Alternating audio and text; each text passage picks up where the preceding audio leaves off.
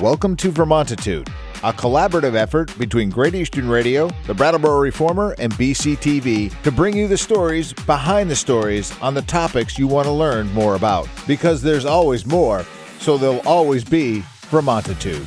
Hosted by me, Peter Fish Case.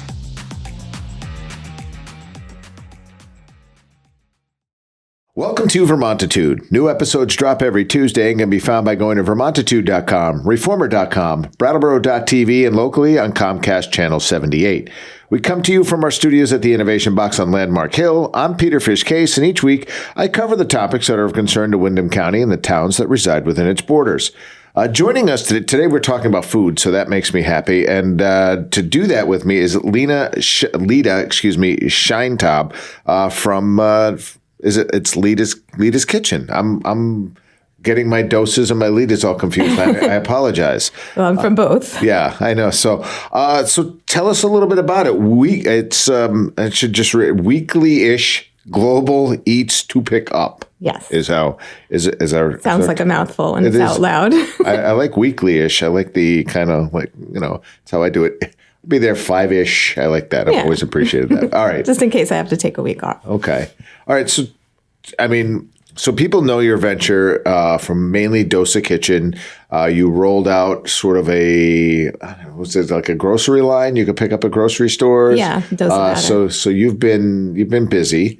Tell us what kind of food it is, first of all. Yeah. So after we closed the season for the food truck season, I miss cooking and people miss our food. So I have a background not just in Indian cooking, but I have a degree certificate from the Natural Gourmet Cooking School in New York City. And I worked as a private chef in New York. And I've been a cookbook editor, author. So I have a lot of diverse background in my cooking. And I'm bringing that all together to offer these meals that people can order and pick up. So you order by 7 p.m. on Tuesdays and you pick up on Thursdays from 4 to 7, and you eat them when you want. I'm only making things that I feel taste at least as good or better the next day. So concentration on soups, stews, hearty stews, curries. Okay, yeah, and so the website is. Give us that website. It's ledaskitchen.com. LEDAS kitchen.com. Okay, why? Why are we doing this now? Well, a lot of people that I know have complained that there isn't enough diversity in food in town, they would like more. And people do like to eat at home too. I mean, people like to eat out, but I find there's a lot of home eating culture here. And so this way people can get the meals and eat them when they like. And I use everything's gluten-free, so it appeals to people who are gluten-free. Like, say you don't want to go to a Chinese restaurant or a Korean restaurant when you're gluten-free. A lot of times, there's so much gluten if you're soy-free, like that can be a real issue. So that appeals to people. I don't use factory farm meats. That's a standard of mine, and when I eat out, I'm a vegetarian unless I know where the meat comes from. So you know that the meat is not factory farmed. And I'm a flavor maximalist. If you like flavor, I think you like my food. So. Okay. So hang on. There's just something you said, and I just want to bring it back. I'm a vegetarian unless I know where the meat is coming from. Yeah. All right. I mean, I order vegetarian. I feel like I could do that. I feel like I could, because I tried doing a vegan diet for a little while, and I find like going out to eat is near impossible. Of course, I did a whole food plant-based kind of a thing, which really made it truly difficult. There are 2 vegan restaurants in town. Yeah, there are now. Yeah. Not when I was back when you were doing it. Not when I was playing. Not when I was wading into those waters. So that's interesting. I like that. So you try to source everything locally here, which is nice. Yeah, I do my shopping at the co-op because it's a small scale. So I don't use large distributors. I use Food Connects, our wonderful local food distributor. I really rely on them for things like onions and carrots and daikon, things that'll last for a while that I can use for a few weeks. All right.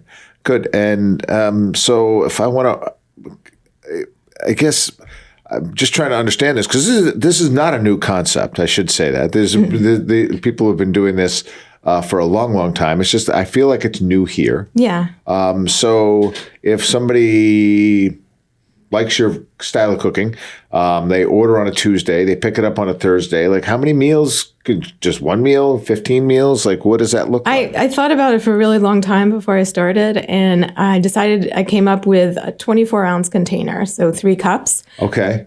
So it feeds 2 generously or 3 if you're a more modest eater.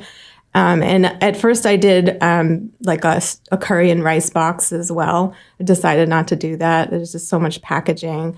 And that's just mostly meant for heating it up in the microwave. Right. And I just like that it's in this container. You eat it when you want. It's going to stay fresh for a while.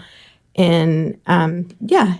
And like this week that we're recording, I have 2 Ethiopian dishes, and I have a pork chili Colorado. It's a Mexican dish, and I have kasha varnishkes, which is like from my Ashkenazi Jewish background. Okay.